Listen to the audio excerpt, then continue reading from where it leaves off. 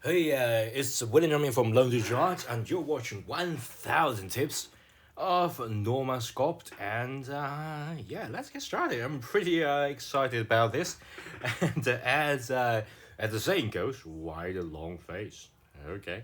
Okay, joke aside, let's get started, and it will be super fun.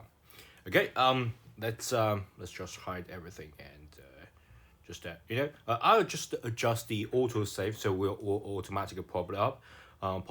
Okay, so if you click here, I'll get like a save a timer pop up, and we'll get 5 minutes. And of course, you can discard auto save. That really depends on you. But not only just depend on auto save. If you make some amazing changes and you can't wait for like 5 minutes to auto save, you just need to save it. Okay. Okay. That's delete, because this is the test that we saved, so we can delete it. Yes, delete, and create a new. And you will lost all unsaved changes. That's good. Click yes, and you're good to go. So I prefer grid, so bring the grid out. And I prefer the clay. I already show you how to change the color. Okay, so let's get started.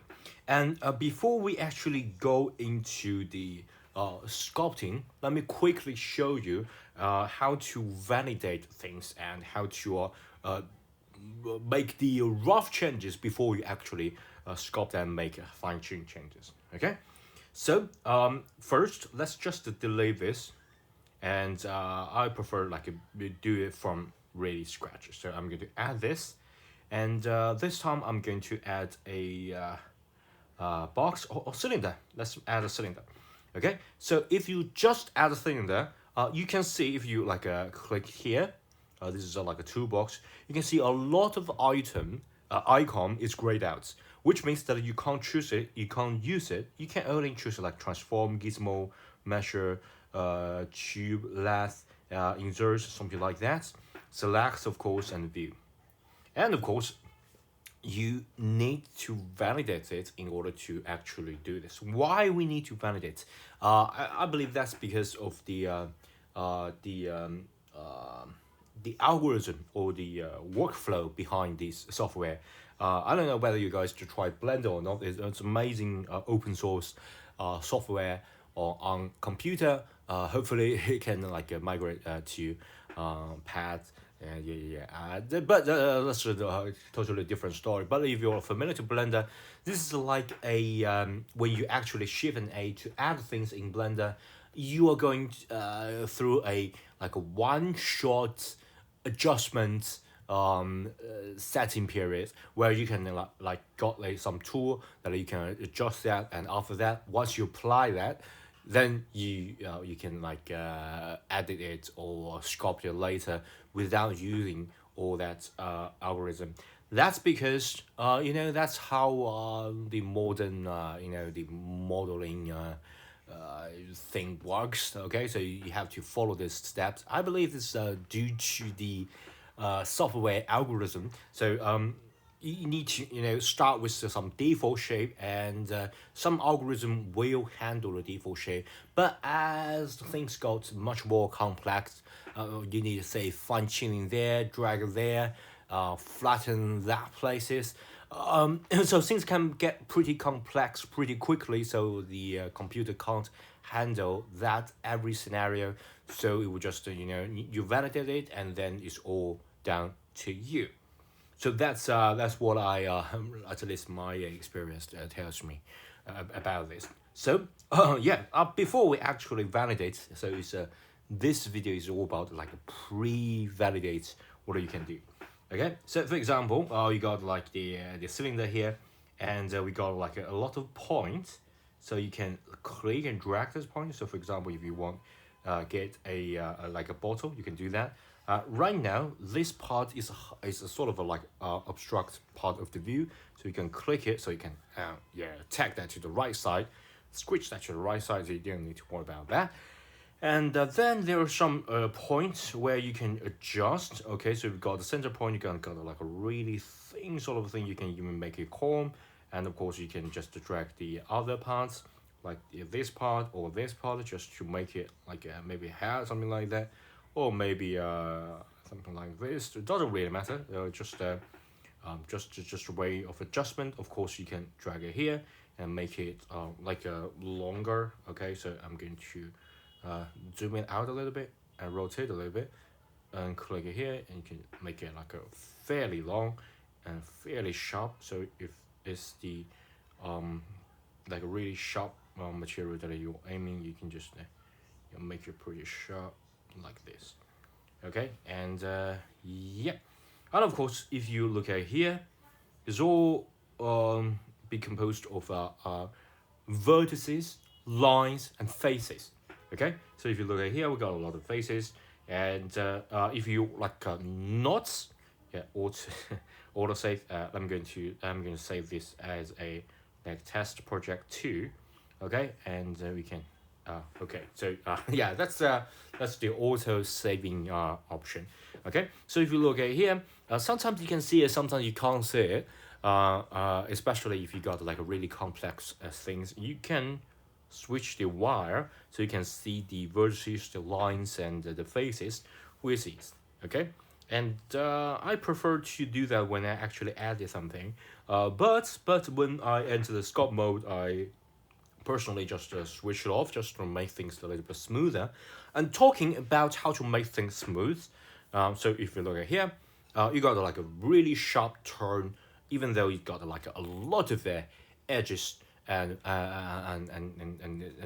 vertices, so you can get like a really smooth line, but it's not actually really smooth. It's still got like a different facets.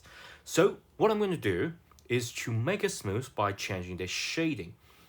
So I believe it's here, and yeah, quality. Yeah. Let me look at here. Topologist, face. Yeah, just get confused a little bit. It doesn't really matter. Okay, you just need to switch to the material. Okay, and if you look at here, we got like smooth shading automatically. If you like switch that to auto, it's automatically you got like the underline beneath the off, so it's off. But I prefer if you like really into sculpting rather than the editing part, you can switch it on. Okay, as you can see, you got a really smooth shading part, and I love it. I really love it. But still, if you look at wire, it's still like a pretty sharp container sort of thing. But it's sort of a smooth things a little bit. I don't know whether it's the basing curve or some mathematics behind it. It doesn't really matter. But you got like a really nice shading. You got like really nice transition, and that's good. So let me just switch off for now. And right now, you still can't change, but you can use the gizmo to change the position.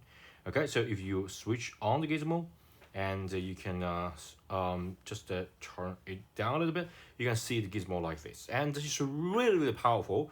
Why? Remember, use 2 fingers. You can like pan things. Okay, and I'm going to like a pan so I can focus on the gizmo here. Even though like you zoom inside or outside, doesn't really matter. The gizmo is always the same size. So yeah, of course you can like adjust that so you can actually see the object. And what I'm going to do is to move this to a different place by drag the arrow. Okay, we got like 3 arrows, and this arrow, and then this arrow, and this arrow. So up, side, down side, left and right, forward and backwards, something like that. And of course, if you want to rotate things, so for example, if you want to rotate it down, you can click here and drag and rotate. It's really convenient, really simple. Okay, and of course, you can actually change the shape at this setting. So for example, we got this faces here. You can actually change that. Okay. And yeah, I believe it's this one. Okay, this one, sorry. This dot, so you can like make it longer and make it like wider by drag this. Okay, so it's really convenient gizmo. And by the way, if you like missed click something, you want to like a redo, you can use 2 fingers. If you like familiar with the Procreate, it's really similar. So you just redo things. You want like undo things, and we want to redo just 3 fingers. Okay, we got a little bit hint here, so you can just if you don't want all these changes, you can just remove it back to its original position. If you want like go this, smooth shading, you want 3 fingers. Okay, yeah. Once you are satisfied with it, and then you can just validate. Okay, and if you look at here, every icon is start showing, and you can start your sculpting. And yeah, that's pretty much all for this video. Hope this video is helpful. And remember, it's a 1000 video series, so I put a lot of work into it. So if you want to see more and want to see more soon, please tell me by giving me a thumb up and subscribe to my channel. Okay, thanks, bye.